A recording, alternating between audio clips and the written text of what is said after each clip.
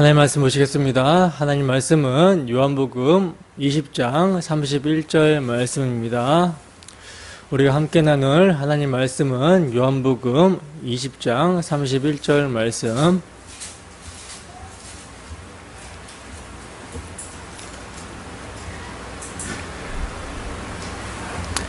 다 찾으셨으면 우리 함께 한 목소리로 합독합니다.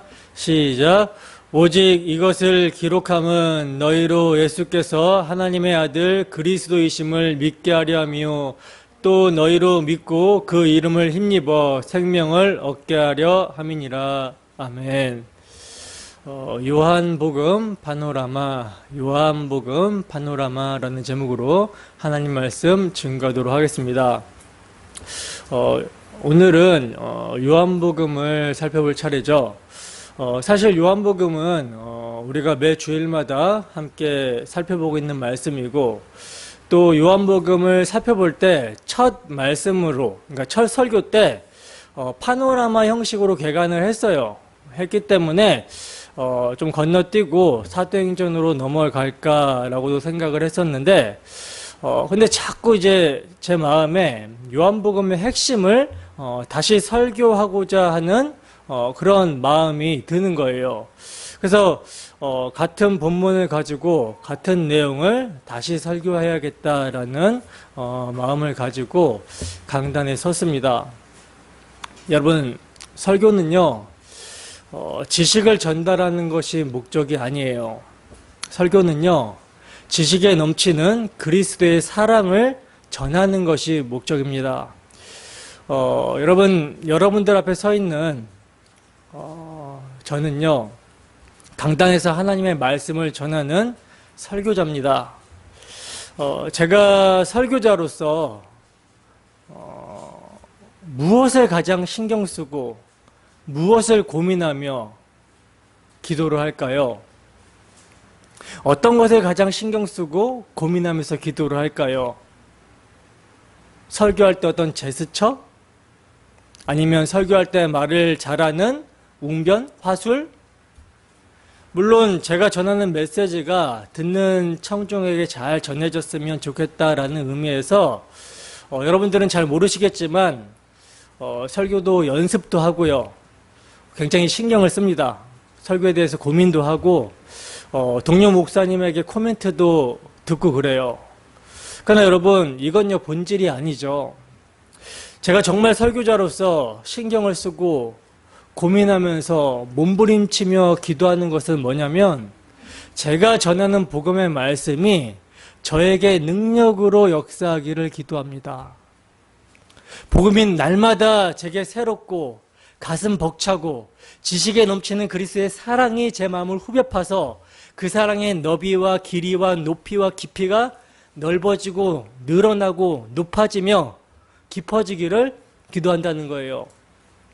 성령께서 제 마음에 복음의 불을 지피시고 그 불이 활활 타서 그 불이 설교를 통해 청중들에게 전달되게 해달라고, 말씀을 듣는 청중에게 옮겨 붙게 해달라고 정말 소원하면서 매 설교시마다 소원하면서 신경 쓰고 고민하며 기도합니다.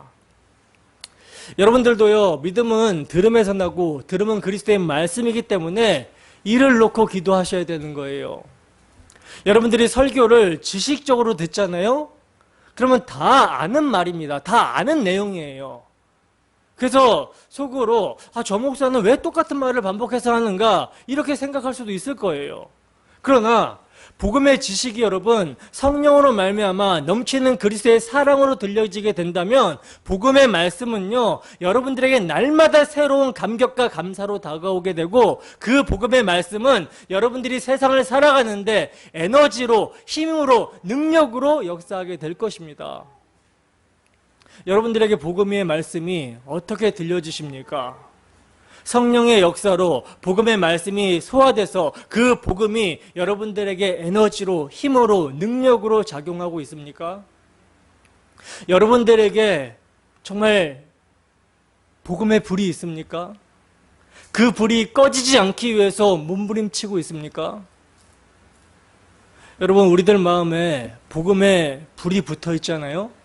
그러면 정말 사도 바울과 같이요, 이 복음을 전하지 않으면 견딜 수 없는 심령이 되어야 돼요. 이 복음을 전하지 않으면 내게 화로다라고 고백했던 사도 바울과 같이 이 복음을 전하지 않고는 견딜 수 없는 심령이 되어야 되는 거예요. 이 영광스럽고 엄청난 비밀의 복음을 말하고 싶어야 되는 것입니다. 말하고 싶어야 돼요. 그래서 여러분, 전도는요, 누가 하라고 해서, 누가 시켜서 해서 하는 것이 아니라 성령으로 말미암아 복음의 불이 그 마음 가운데 붙은 자들이, 복음의 불이 그 마음 가운데 붙은 자들이 그 불을요, 옮기게 되는 거예요. 여러분, 우리에게 이러한 복음의 불이 있습니까? 이 복음의 불은요, 그 누구도, 그 어떤 사람도 막을 수가 없습니다. 그래서 믿음의 사람, 복음의 불이 붙은 사람은 세상이 감당하지 못하는 자라고 성경이 증거하고 있는 거예요. 여러분, 우리에게 이러한 복음의 불이 있습니까? 이를 위해서 정말 기도해야 됩니다. 여러분, 말세의 특징 중 하나가요, 사랑이 식는 거예요. 사랑이 식는 것입니다. 그리스도에 대한 사랑이 식으면 그리스도께서 당신의 피로 사신 교회를 향한 사랑도 식게 되는 거죠. 그러면 자연히 모이기를 힘쓰는 모습이 사라져가고 모이기를 폐하여지게 되는 거예요.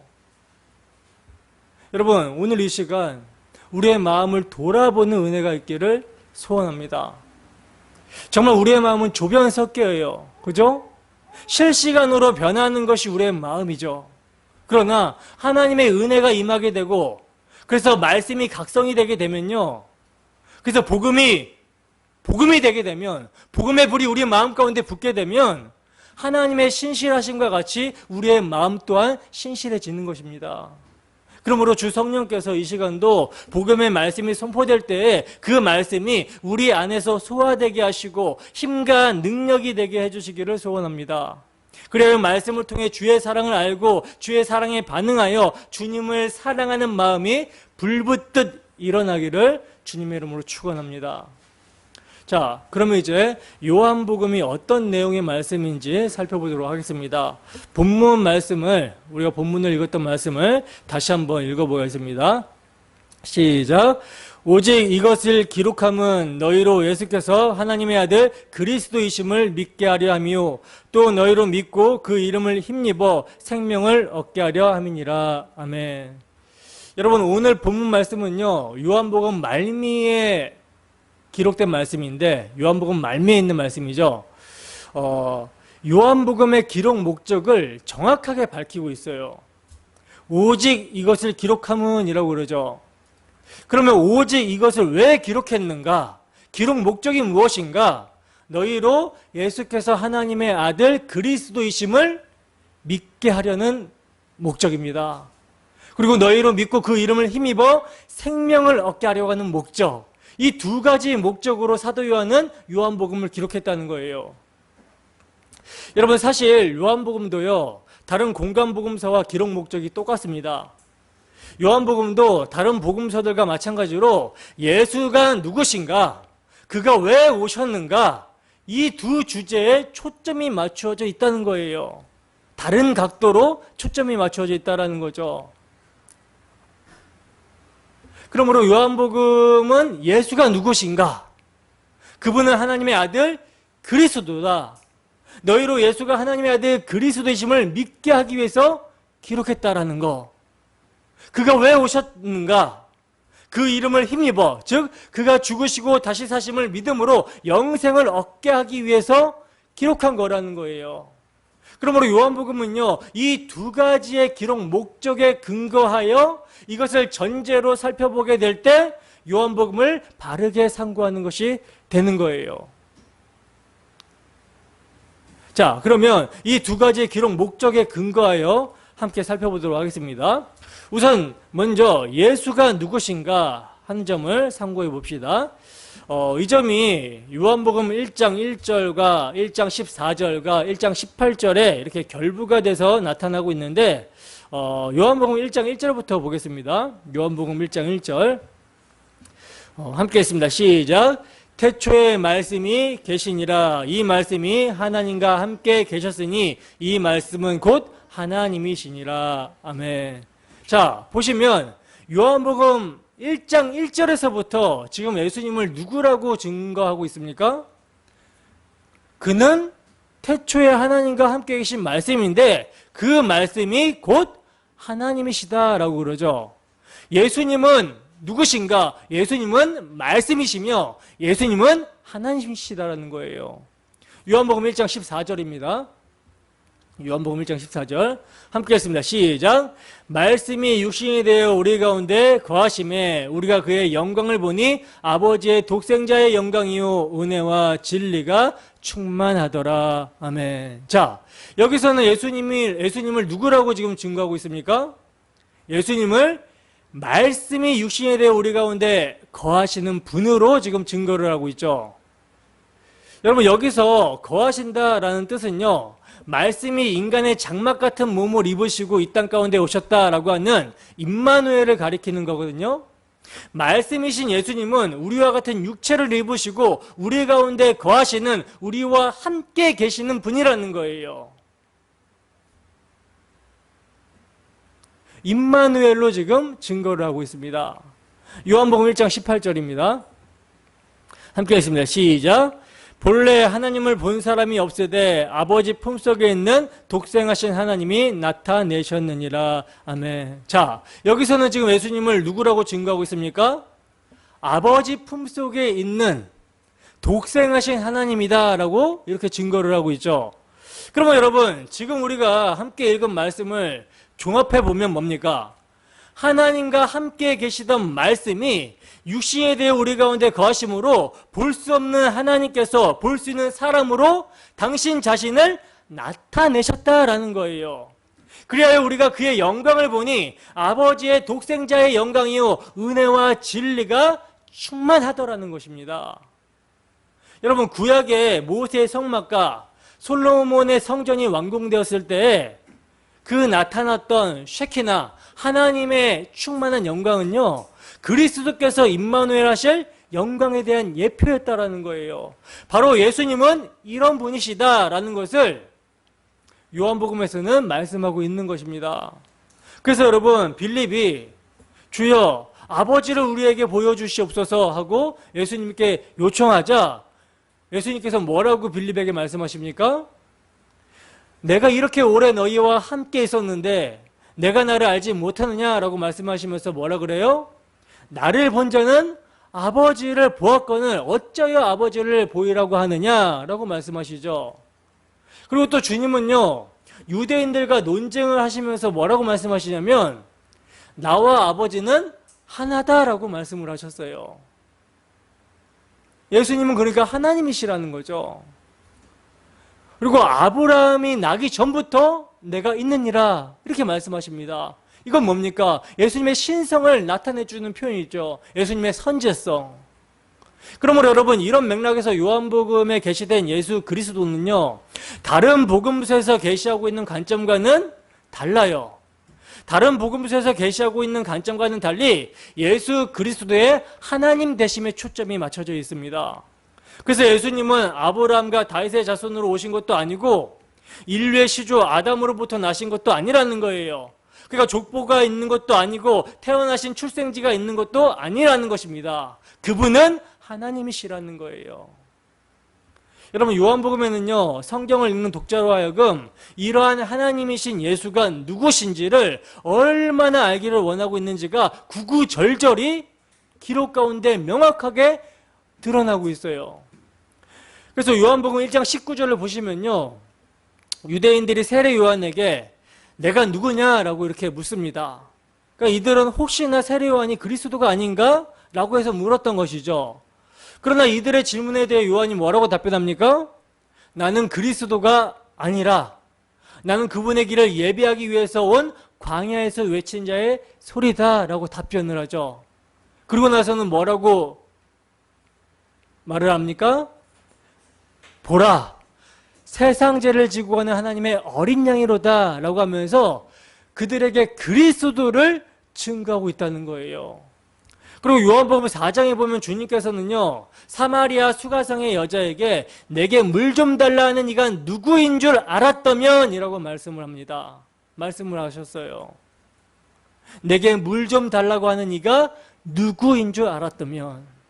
그리고 요한복음 5장에서는요, 베세스다 연못가에 누워있던 38년 된 병자가 고침을 받고 예수님으로부터 고침을 받고 걸어갈 때 그를 붙잡고 유대인들이 너더러 자리를 들고 걸어가라 한 사람이 누구냐 하고 묻고 있는 것을 우리는 보게 됩니다.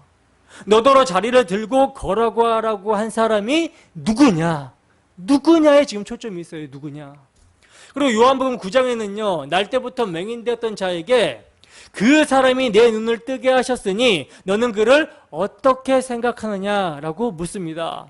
그리고 요한복음 12장에서는요. 주님께서 내가 땅에서 들리면 모든 사람을 내게로 이끌겠노라 이렇게 말씀을 하시자 무리들이 우리는 율법에서 그리스도가 영원히 계신다함을 들었거늘 너는 어찌하여 인자가 들려야 하리라 하느냐 이 인자는 누구냐 하고 또 누구냐라고 하면서 묻고 있어요.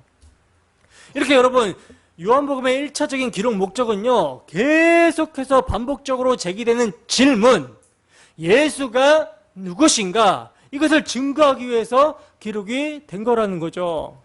그러므로 요한복음을 읽는 자와 듣는 자는요 너는 나를 누구라고 하느냐라고 물으시는 주님의 질문에 확고한 대답을 가지고 있어야 되는 것입니다. 그리고 요한복음을 여러분 자세히 살펴보시면요 주님께서 행하신 7가지 표적과 7가지 자기 선언이 나오는 것을 볼 수 있는데 여러분 요한 사도는요 의도적으로 주님께서 행하신 많은 기사와 이적 중에서 7가지만을 선별적으로 기록을 하면서 이것을 7번 예수님의 자기 선언과 조화를 시키고 있어요. 조화를. 그래서 이적이라고 하지 않고 뭐라고 합니까? 표적이라고 하는 것이죠. 표적. 표적은 뭐라고 그랬어요? 가리키는, 지시하는 방향이 있다라는 거죠. 가리키는 목적지가 있다라는 거죠. 그러니까 예수님의 행하신 표적은 예수님의 자기 선언을 가리키는 표지판임을 말씀하고 있는 거예요. 요한복음 6장 35절입니다. 요한복음 6장 35절. 자, 함께 했습니다. 시작. 예수께서 이르시되 나는 생명의 떡이니 내게 오는 자는 결코 줄이지 아니할 터이요 나를 믿는 자는 영원히 목마르지 아니하리라. 아멘. 보시면 여기서 주님은 나는 뭐뭐이다. 나는 생명의 떡이다. 이렇게 자기 선언을 지금 하시고 있는데 여러분 이 선언은 언제 하신 것이죠? 여러분 이 선언은요 주님께서 오병이어 표적으로 5,000명을 먹이신 후에 하신 선언의 말씀이에요. 그러니까 표적과 선언이 조화를 이루고 있는 모습입니다. 그러니까 오병이어 표적은요 예수님이 누구시며 그가 왜 오셨는지를 가리키는 표적이었다라는 거예요. 하나님의 아들 그리스도가 이스라엘 백성들이 광야에서 먹은 만나와 같이 하늘에서 내려온 생명의 양식이라는 거죠. 그 하나님의 아들 그리스도는 십자가에서 당신의 몸을 찢고 피를 흘리심으로 택하신 백성들에게 제사함과 구원을 주시는 복음에 대한 표적이 오병이어 표적이었다는 것입니다. 요한복음 8장 12절입니다. 요한복음 8장 12절 함께 했습니다. 시작. 예수께서 또 말씀하여 이르시되 나는 세상의 빛이니 나를 따르는 자는 어둠에 다니지 아니하고 생명의 빛을 얻으리라. 아멘. 요한복음 9장 5절 말씀도 함께 했습니다. 시작. 내가 세상에 있는 동안에는 세상의 빛이로다. 아멘. 여러분 여기서의 주님의 자기 선언, 즉 내가 세상의 빛이다 라고 하신 선언은 어떤 표적과 조화를 이루는 것입니까? 나면서부터 맹인된 자를 보게 하신 후의 표적으로 지금 나면서부터 맹인된 자를 보게 하신 표적 후에 주어지는 지금 선언이죠. 그러니까 이 선언과 지금 조화를 이루고 있는 거예요. 세상의 빛으로 오신 예수님께서 죄와 허물로 죽어 있었고 그래서 보지 못하고 어둠 가운데 있는 자기 백성에게 생명을 주시고 보게 하게 하시고 빛을 주시고자 친히 어둠 가운데로 들어가십니다. 친히 어둠 가운데 들어가서 그 어둠에게 먹히심으로 말미암아 당신에게 있는 생명의 빛을 택하신 백성들에게 주시고 자기 백성의 죽음과 보지 못함과 어두움은 주님께서 가져가시는 거예요. 그러므로 빛 가운데 살아가게 하시는 것입니다. 그러니까 빛 가운데 살아가게 하시는 복음을 설명하고 가리키는 표적이 나면서부터 맹인되었던 자가 고침을 받게 된 표적이었다라는 거예요. 요한복음 11장 25절입니다. 함께 읽습니다. 시작. 예수께서 이르시되 나는 부활이요 생명이니 나를 믿는 자는 죽어도 살겠고. 아멘. 보시면 여러분 여기서는 예수님께서 나는 부활이요 생명이다 라고 말씀하시면서 자기 선언을 하고 계시는데 이 자기 선언은요 죽은 지 나흘이나 되어서 냄새가 나는 나사로를 살리시는 표적과 함께 주어지고 있는 선언이에요. 그러므로 이 표적은요 주님께서 죽음의 세력을 잡은 자 곧 마귀를 없이 하시려 오셨음을 증거해 주고 있었던 표적이었다라는 것이죠. 그리고 여러분 이 외에도 나는 양의 문이라 내가 곧 길이요 진리요 생명이다 라고 예수님께서는 자기 선언을 하셨는데 이렇게 예수님께서 자기 선언을 하시면요 내가 곧 해답이라는 거예요.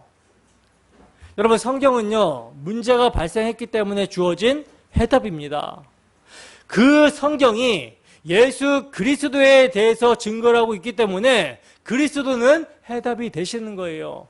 그래서 내가 길이고 진리고 생명이다. 나로 말미암지 않고는 아버지께로 올 자가 없다라고 예수님께서는 말씀하셨던 거라는 거죠.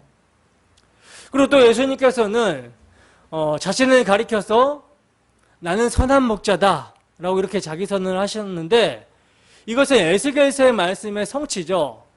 에스겔 선지자라고 예언하신 내가 한 목자를 그들 위에 세워 먹이게 하리니 그는 내 종 다윗이라 그가 그들을 먹이고 그들의 목자가 될지라 하신 예언의 성취자로 오셨음을 의미하는 말씀이라는 거예요. 그래서 예수님께서는 나는 선한 목자라 선한 목자는 양들을 위하여 목숨을 버린다라고 이렇게 말씀하셨던 것입니다. 예수님께서는 선한 목자로서 양들을 위해 자기의 목숨을 버리심으로 당신의 그 살과 피로 양들을 살리셔서 그 양들을 아버지께로 아버지의 집으로 인도하신다라는 거예요. 요한복음 15장 5절 말씀도 보겠습니다. 요한복음 15장 5절 말씀 함께 했습니다. 시작. 나는 포도나무요 너희는 가지라. 그가 내 안에 내가 그 안에 거하면 사람이 열매를 많이 맺나니 나를 떠나서는 너희가 아무것도 할 수 없음이라. 아멘. 여기서는 지금 우리 주님께서 당신 자신을 가리켜 뭐라고 지금 말씀하십니까? 내가 참 포도나무요 너희는 가지니 라는 선언을 하시죠. 여러분 이 선언은 어떤 의미가 있을까요? 이건요 여러분 그리스도와 교회의 연합을 가리키는 거예요. 그러므로 그를 믿는 자는 주님과 떼어놓을 수 없고 떨어질 수도 없음을 나타내주고 있는 자기 선언이십니다. 그러니까 이상의 증거들이 여러분 우리가 믿는 예수가 누구신지를 계시해주는 요한복음의 기록 목적이라는 거예요. 자, 그러면 이제 요한복음을 기록한 두 번째 목적인 또 너희로 믿고 그 이름을 힘입어 생명을 얻게 하려 함이라 라는 말씀을 함께 살펴보도록 하겠습니다. 요한복음 1장 11절입니다. 요한복음 1장 11절 함께 했습니다. 시작. 자기 땅에 오매 자기 백성이 영접하지 아니하였으나. 아멘.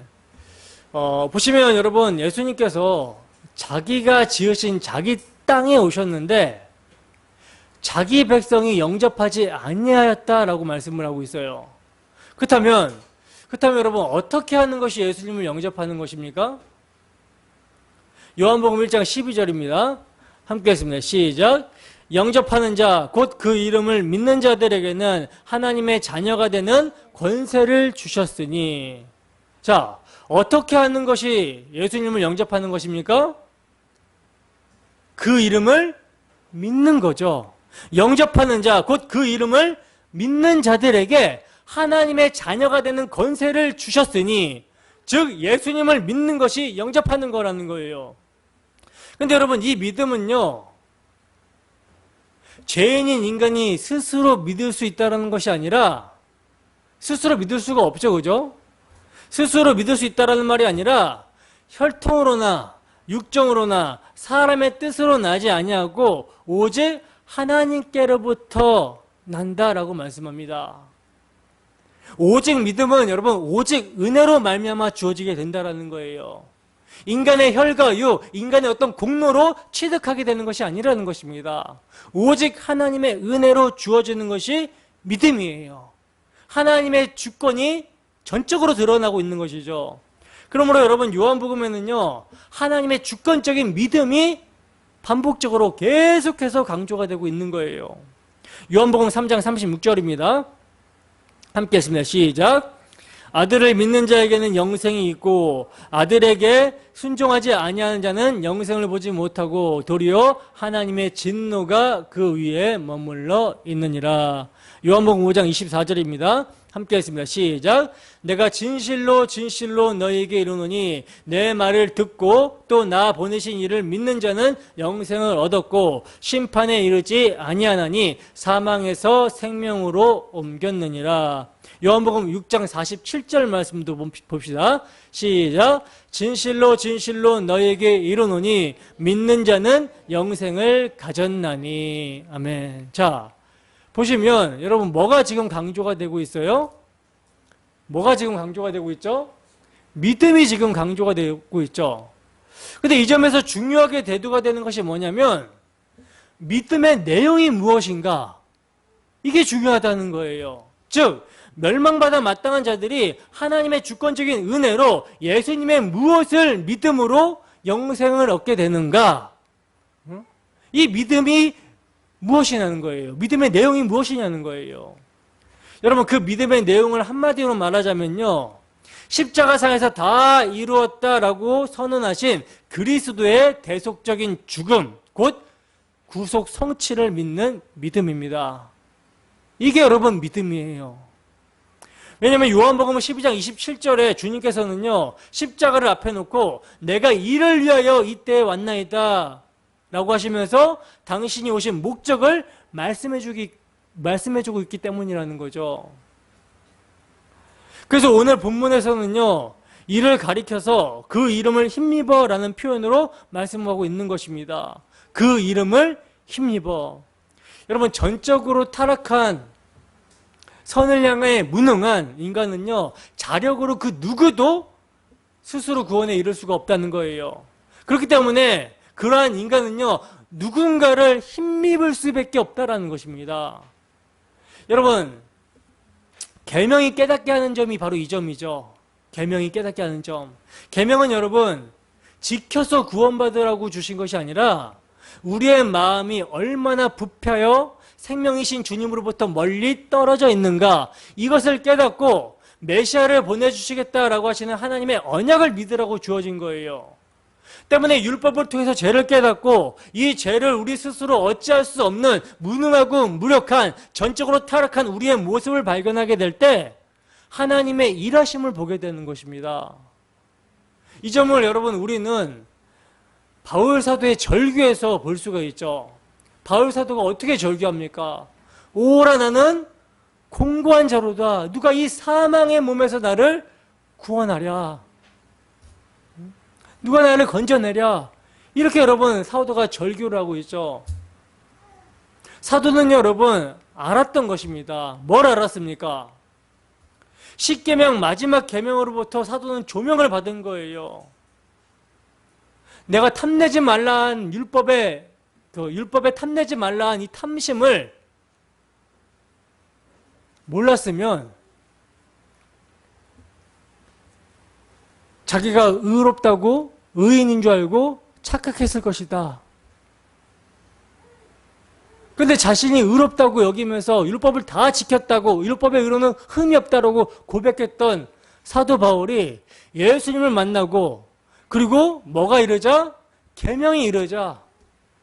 그 십계명의 마지막 계명, 탐심, 이 마음의 계명이 조명을 받자, 이 사망의 몸에서 누가 나를 건져내야 줘야 되는구나 라는 탄식이 일어났던 거예요.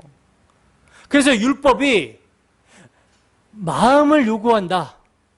마음을 요구한다라는 것을 사도는 알았습니다. 표면적인 행위는 어떻게 해볼 텐데, 뭐, 하지 마라, 해라, 이렇게 표면적인 하라, 하지 말라는 대충 이렇게 해볼 텐데, 마음은 어떻게 할 수가 없는 거예요. 그래서 뭐라고 고백합니까? 야, 내 마음으로는 하나님의 법을 즐거워하는데, 내 마음의 한 다른 법이 죄의 법 아래로 나를 사로잡는 것을 내가 본다라고 그러죠. 그래서 정죄감에 빠져서 탄식한 것입니다. 근데 여러분, 바울 사도의 이 절규가 갑자기 뭘로 바뀌어요? 감사로 바뀌게 되죠. 사도의 절규가 여러분 감사로 바뀌게 될 수 있었던 것은요, 사도가 복음을 깨달았기 때문이에요. 그리스도의 이름을 힘입어, 즉 율법이 육신으로 말미암아 연약하여 할 수 없는 것을 하나님께서 하시는데, 곧 자기 아들을 죄 있는 육신의 모양으로 보내셔서 육신의 죄를 정하신 대속 죽음과 구속 성취를 사도가 깨닫고 믿은 것입니다. 그래서 탄식에서 갑자기 감사로, 찬송으로 바뀌어졌어요. 그 믿음이 이제, 그 대속 죽음과 구속 성취를 믿는 믿음이 이제 정죄에서, 사도로 말미암아 사도로 정죄에서 벗어나 나 같은 죄인을 살리신 주님의 사랑에 매이게 했던 것입니다. 그러므로 이제 그 사랑에 매여서 감사의 삶을 사도는 살아갔던 거예요. 다른 말로 하면 그리스도의 이름을 힘입어 생명을 얻은 자의 삶을 사도는 살아갔던 것입니다. 그래서 여러분, 사도는요, 복음에 미칠 수밖에 없는 거예요. 예수의 이름을 힘입지 않으면, 그리스도의 복음이 아니면 전적으로 타락하고 선에 대해서 무능한 인간에게 소망이 없다라는 사실을 사도가 알았다라는 것이죠. 그러므로 오직 그리스도의 이름을 힘입어 그리스도의 대속 죽음과 구속 성취를 믿는 믿음만이 여러분 정죄에서 벗어나게 하고 하나님과 화목하게 하는 영생의 삶을 살게 하는 유일한 길입니다. 그러므로 이런 맥락에서 여러분 요한복음에는요, 때, 즉 시기를 강조하면서 모든 초점이 이 때에 맞춰져 있음을 의도적으로 말씀하고 있는 거예요. 요한복음 2장 4절입니다. 함께 했습니다. 시작. 예수께서 이르시되 여자여 나와 무슨 상관이 있나이까 내 때가 아직 이르지 아니하였나이다. 아멘. 보시면 가나 혼인잔치집에서 포도주가 떨어졌다라는 마리아의 말에 예수님께서 뭐라고 말씀하시냐면 여자여 나와 무슨 상관이 있나이까 내 때가 아직 이르지 못하였나이다 라고 말씀합니다. 때라는 말이 지금 등장을 하고 있죠. 요한복음 7장 6절 보겠습니다. 함께 했습니다. 시작. 예수께서 이르시되 내 때는 아직 이르지 아니하였거니와 너희 때는 늘 준비되어 있느니라. 여러분, 예수님의 육신의 형제들이요, 예수님을 믿지 않았기 때문에 예수님에게 이렇게 말을 하는 거예요.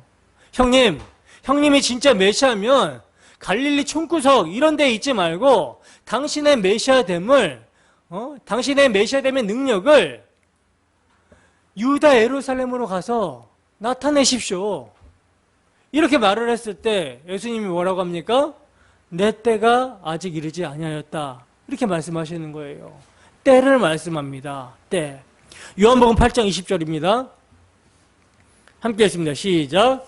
이 말씀은 성전에서 가르치실 때에 헌금함 앞에서 하셨으나 잡는 사람이 없으니 이는 그의 때가 아직 이르지 아니하였음이로라. 아멘. 이 말씀은요, 여러분, 바리새인들이 예수님의 말씀으로 말미암아 격분이 됐어요. 격분이 되고 할 수만 있으면 주님께 즉시 폭력을 가해서 해하려고 했을 그때인데, 그러나 그런 해하려고 하는 일이 일어나지 않으면요, 예수님의 때가 아직 이르지 않았기 때문이라고 말씀합니다. 요한복음 12장 27절입니다. 함께 했습니다. 시작. 지금 내 마음이 괴로우니 무슨 말을 하리요? 아버지여 나를 구원하여 이 때를 면하게 하여 주옵소서. 그러나 내가 이를 위하여 이 때에 왔나이다. 보시면 이제 주님은 십자가를 앞에 놓고 아버지여 이 때를 면하게 하여 주옵소서. 그러나 내가 이를 위하여 이 때에 왔나이다 라고 하면서 또 때를 말씀하고 있어요. 계속 때, 시기가 계속 등장을 하고 있죠. 요한복음 13장 1절입니다. 함께 했습니다. 시작. 유월절 전에 예수께서 자기가 세상을 떠나 아버지께로 돌아가실 때가 이른 줄 아시고 세상에 있는 자기 사람들을 사랑하시되 끝까지 사랑하시니라. 아멘. 여기서도 유월절 전에 예수께서 자기가 세상을 떠나 아버지께로 돌아가실 때가 이른 줄 아시고 하면서 때를 말씀하시고 있어요. 때를 말씀하시면서 세상에 있는 자기 사람들을 사랑하시되 끝까지 사랑했다라고 말씀하십니다. 요한복음 17장 1절입니다. 함께 했습니다. 시작. 예수께서 이 말씀을 하시고 눈을 들어 하늘을 우러러 이르시되 아버지여 때가 이르렀사오니 아들을 영화롭게 하사 아들로 아버지를 영화롭게 하게 하옵소서. 아멘. 자, 계속 때, 시기가 계속 등장하고 있었죠. 이게 이제 십자가 시기를 말하는 거거든요. 이때를 말하는 거거든요. 근데 이제 드디어 때가 이르렀다라고 말씀합니다. 때가 이르렀기 때문에 주님은 아들을 영화롭게 하사 아들로 아버지를 영화롭게 해달라고 지금 간구하고 있는 거예요. 여러분, 이렇게 요한복음에서 계속된 때란 예수님의 십자가 사건을 가리키는 것이라고 암시를 하고 있는 거거든요. 암시를 주고 있는 거거든요. 그러므로 바로 이때가 예수님께서 십자가 도상에서 다 이루셨다라고 선언하셨을 때 성취가 되는 거예요.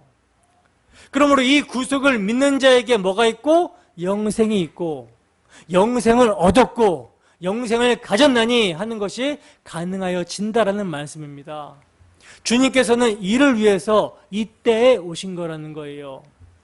근데 여러분, 이렇게 우리 주님은 자기 백성들을 죄에 대한 영원한 진노의 형벌에서 건지시사 영생을 주시기 위하여 십자가를 지시러 이때에 오셨는데, 이를 위하여 이때에 오셨는데, 사람들은 그 예수님을 어떻게 취급을 합니까?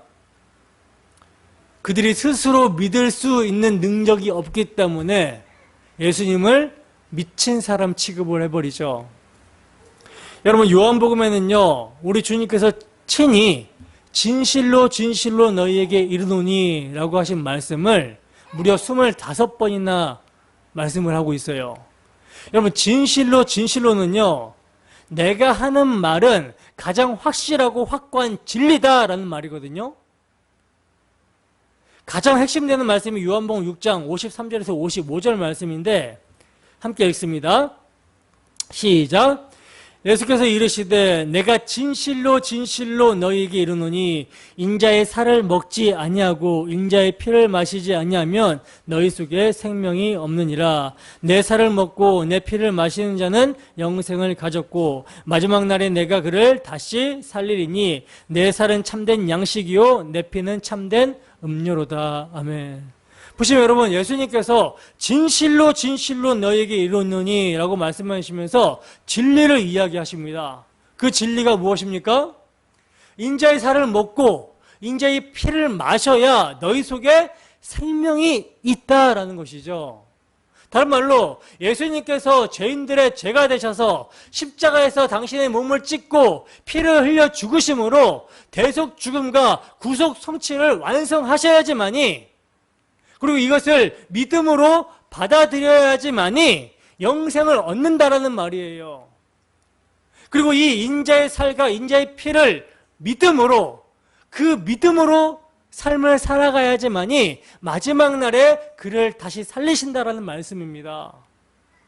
그러니까 여러분, 예수님의 대속 죽음과 구속 성취는요, 우리가 믿음으로 받아들이고 거듭나게 된 것뿐만 아니라 우리가 하나님 나라 갈 때까지 그 믿음이 우리에게 뭐가 된다? 양식이 되고 음료가 된다라는 거예요. 근데 여러분, 예수님께서 이렇게 진실로 확정된 진리를 말씀하셨는데, 예수님의 이 말씀을 듣고 오병이어의 기적을 맛보고 예수님을 임금 삼으려고 했던 자들이요, 썰물처럼 싹 빠져나가고 다시는 예수님과 함께 다니지 않았다라고 성경은 증거합니다.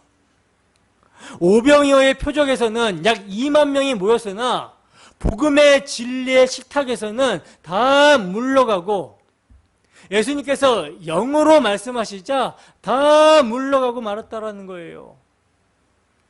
여러분, 바로 이런 맥락에서 요한복음에서는요, 우리 주님을 귀신 들린 자, 미친 자 취급하는 것이 여러 번 등장을 하고 있습니다. 요한복음 7장 20절에서는 당신은 귀신이 들렸도다, 누가 당신을 죽이려 하나이까? 라고 이렇게 말씀을 하고 있고요. 요한복음 8장 48절에서는 너를 사마리아 사람이라 또는 귀신이 들렸다 하는 말이 옳지 아니하냐 라고 말씀을 하고 있습니다. 그리고 8장 52절에서는 유대인들이 이르되 지금 내가 귀신 들린 줄 아노라. 아브라함과 선지자들도 죽었거늘 내 말은 사람이 내 말을 지키면 죽음을 영원히 맛보지 아니하리라 하니 라고 말하면서 예수님을 미친 사람이라고 하면서 조롱을 합니다. 조롱하고 비웃어요. 그리고 요한복음 10장 20절에서 21절 말씀을 보시면 그 중에 많은 사람이 말하되 그가 귀신 들려 미쳤거늘 어찌하여 그 말을 듣느냐라고 하며 어떤 사람은 말하되 이 말은 귀신 들린 자의 말이 아니라 귀신이 맹인의 눈을 뜨게 할 수 있느냐라고 하면서 예수님을 귀신 들렸다라고 하는 자들과 아니다, 맹인의 눈을 뜨게 할 수 있는 것은 메시아다라고 하는 자들과 이렇게 서로 쟁론을 벌이고 있음을 보게 된다는 거예요. 여러분, 우리가 믿는 예수님은요, 4대 성인 중에 한 사람이 아닙니다.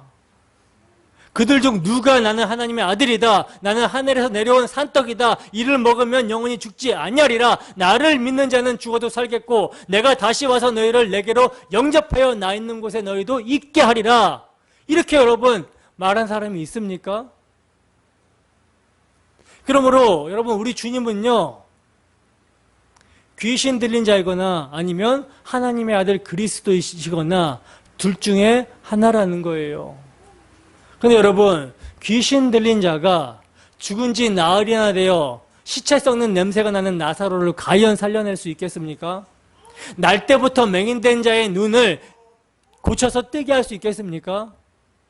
여러분들은 예수님을 누구라고 고백하십니까?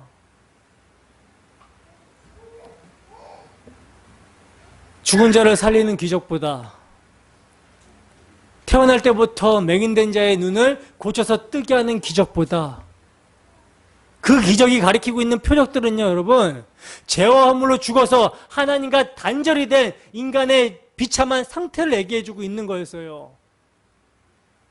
진짜 기적은 여러분, 죄와 허물로 죽어서 하나님 없이 생명의 근원이신 하나님과 단절된 상태에서 유한한 자원으로 살다가 마지막 날에 심판을 받아서 영원히 지옥 형벌을 받는 그런 존재인 우리를 그리스도께서 그 죄를 용서하시고 사하시려고, 그냥 사하실 수가 없기 때문에 그 죄를 가져가셔서 당신이 죄인으로 여김받고 십자가에서 아버지의 그 영원한 진노를 우리를 대신해서 받으신 것입니다. 그러므로 우리를 살리신 거예요.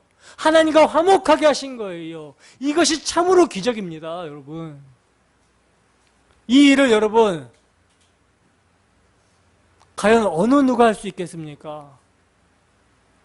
중보자가 되려면요, 참 사람이시고 참 하나님이 되셔야 돼요. 이것을 여러분, 하나님께서는 작정하고 계획하시고 때가 참 경륜 가운데 당신의 아들 성자 하나님을 육신을 입히셔서 보내셔서 이루신 것입니다. 근데 이것은 하나님의 일이기 때문에 인간이 스스로 알 수가 없죠. 그렇기 때문에 성령 하나님을 보혜사로 보내셔서 그 성령이 임하게 되면 이 말씀이 깨달아지게 되는 역사가 일어나게 된 거예요. 그리고 이 엄청난 사실을 알게 되면 그 마음에 불이 임하게 되는 것입니다. 전하지 않고는 견딜 수가 없는 거예요. 그러므로 여러분, 요한복음에는요, 성령에 관한 언급이 많이 등장을 하고 있어요. 성경 전체에 있어서 성령론은 주님께서 잡히시던 날 밤에 행하신 다락방 강화에 집중적으로 나타나고 있다는 것입니다. 왜냐하면 성령으로 아니하고서는요, 누구든지 예수님을 주라고 시인할 수가 없기 때문이라는 거예요. 여러분, 우리 주님께서 십자가 도상에서 다 이루었다라고 하신 선언. 이 선언을 하셨을 때에요. 1500년 동안이나 가로막혀 있었던 휘장이 비로소 열렸습니다. 그래서 이제 죄의 담은 제거가 되었고 하나님 앞에 나아가는 길이 열렸다라는 증거가 휘장이 찢어진 것으로 드러나게 된 거예요. 예수님이 자기 육체를 휘장 삼아 찢으심으로 우리가 담력을 얻어 하나님의 보호자 앞에 나아갈 수 있게 되었다라는 거죠. 그렇기 때문에 여러분, 이렇게 우리가 모여서 예배할 수 있게 되었다라니까요. 어떤 장소에 국한되지 않고 소나 양을 잡고 가가지고 성막에 가서 번제를 드리고, 그리고 또 대제사장이 1년에 한 번 속죄제물의 피를 가지고 휘장을 거쳐서 이렇게 들어가는 것이 아니라 이제 누구든지 예수 그리스도의 대속을 믿는 자는, 아들을 믿는 자는 하나님께 예배할 수 있는 그런 자가 되었다라는 거예요. 하나님과 교제할 수 있는 그런 자가 되었다라는 거예요. 이게 얼마나 영광입니까, 여러분? 근데 이것을 인간의 지혜로 어떻게 할 수 있겠습니까? 그래서 주님은요, 제자들에게 예루살렘을 떠나지 말고 내게 들은 바 아버지의 약속하신 것을 기다리라고 말씀하셨던 거예요. 그렇다면 성령의 사명이 무엇인가? 요한복음 15장 26절입니다. 요한복음 15장 26절 함께 읽습니다. 시작.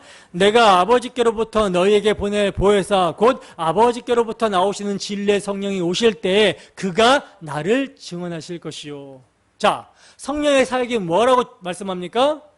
예수님께서 이뤄놓으신 구속사역을 증거하러 오시는 분으로 말씀하고 있죠.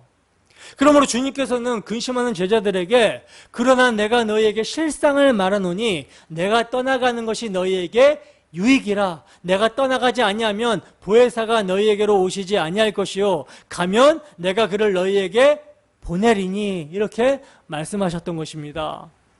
여러분, 만일 주님께서 죽으시고 다시 사심을 통해서 다 이루었다 하심이 없었다면 성령은 오시지 아니하셨을 것이고 오실 이유도 없다는 거예요. 그러나 우리 주님께서는 성경대로, 구약 성경에 기록되고 예언된 대로 죽으셨고, 성경대로, 구약 성경에 기록된 대로 다시 사심으로 약속하신 성령을 아버지께로부터 받아서 택하신 성도들에게 부어주신 것입니다. 그래요, 사도행전 1장에서 우리 주님은 승천하시고 2장에서 성령은 강림하심으로 임무 교대가 이루어졌던 거라는 거죠. 그러므로 요한복음의 전체 핵심 요절은요, 하나님이 세상을 이처럼 사랑하사 독생자를 주셨으니 이는 저를 믿는 자마다 멸망치 않고 영생을 얻게 하려 하심이라 한 3장 16절이라고 할 수 있는 거예요. 이 말씀은 요한복음의 전체 핵심일 뿐만 아니라 성경 전체의 요절이라 할 수 있는 중요한 말씀인 것이죠. 여러분, 예수님께서는요, 불순종하여 불뱀에 물려 죽어가는 이스라엘 백성들이 하나님이 예비하신 장대에 달린 놋뱀을 보고 살아났던 것과 같이 허물과 죄로 죽은 우리를 살리시기 위해서 우리의 죄가 되어 나무에 달려 죽으신 것입니다. 이것이 하나님께서 이처럼 사랑하사 독생자를 주신 목적이라는 거예요. 여러분, 예수님이 누구십니까? 하나님의 모노게네스, 독생자이십니다. 그분이 왜 오셨습니까?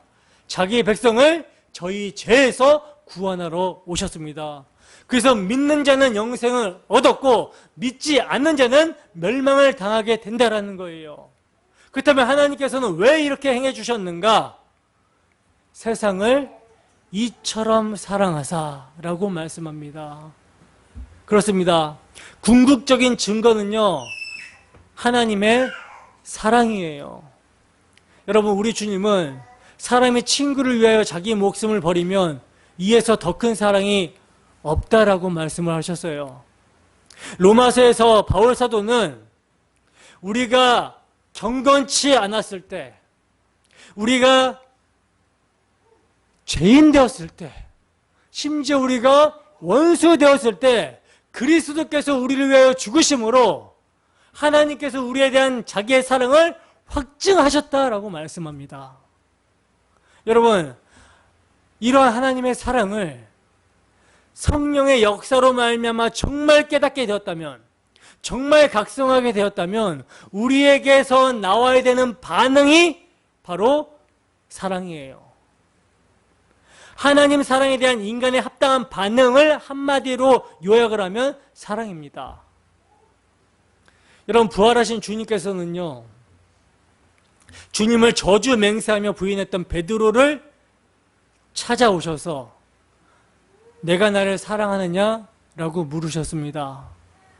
이와 같이 오늘 우리에게도 물으신다라는 거예요. 여러분, 베드로는요, 다 버려도 주를 버리지 않겠습니다.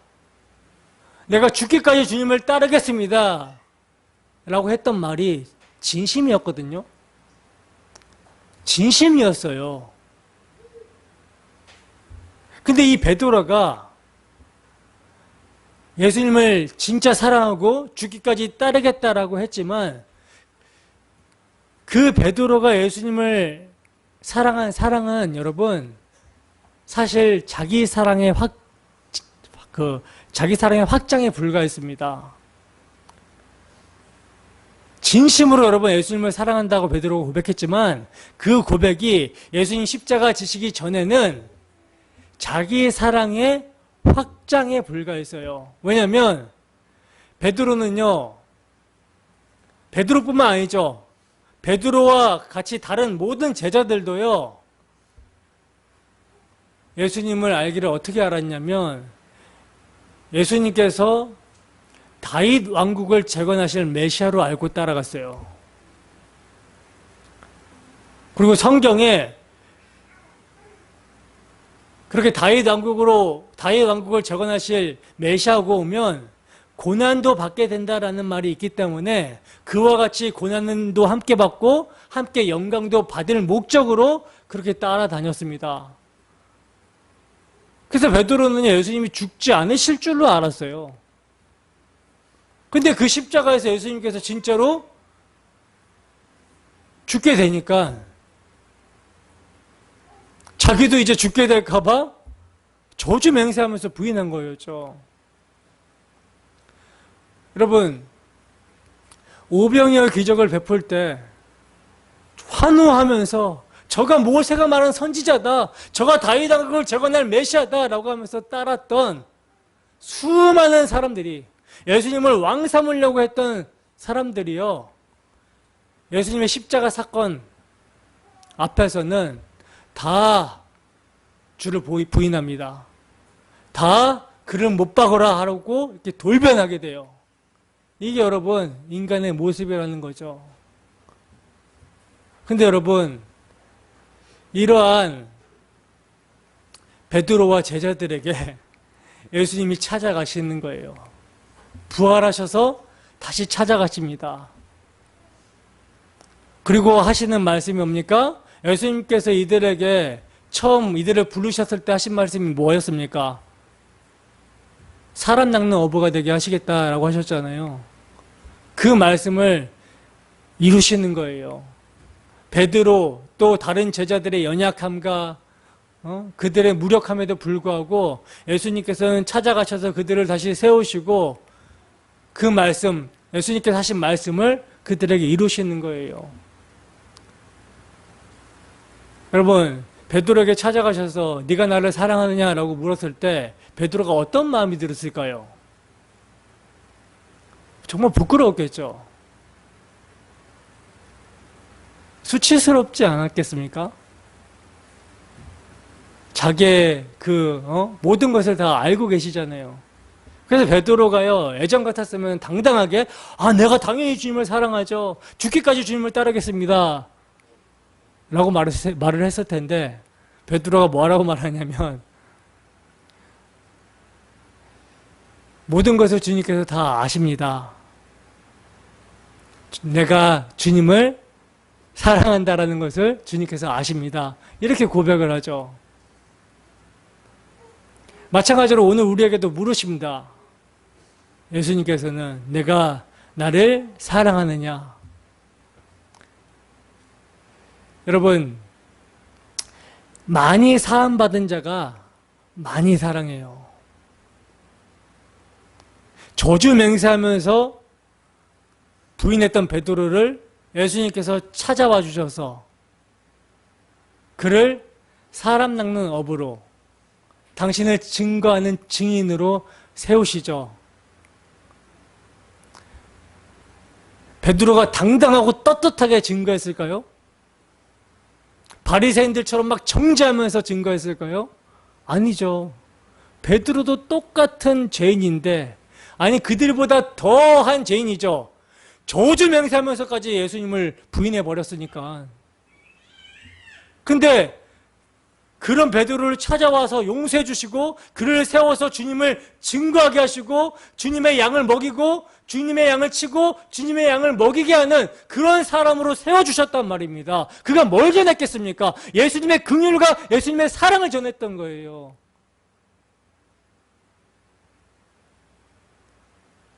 그 주님이 오늘 우리에게 물으십니다. 내가 나를 사랑하느냐?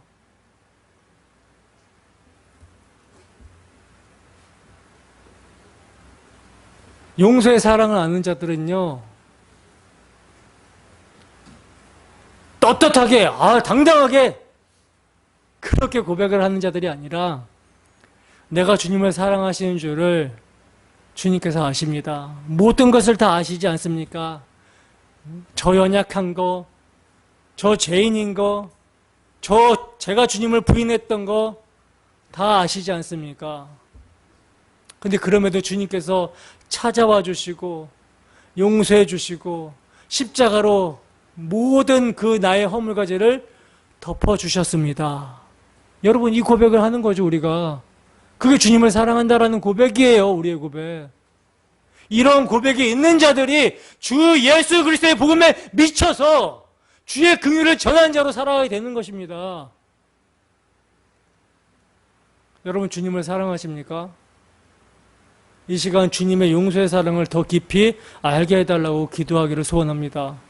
그리고 이 사랑이 우리로 하여금 주님께서 가신 십자가의 길을 감사와 기쁨으로 따라가게 해달라고 간구하시다가 돌아가도록 하겠습니다.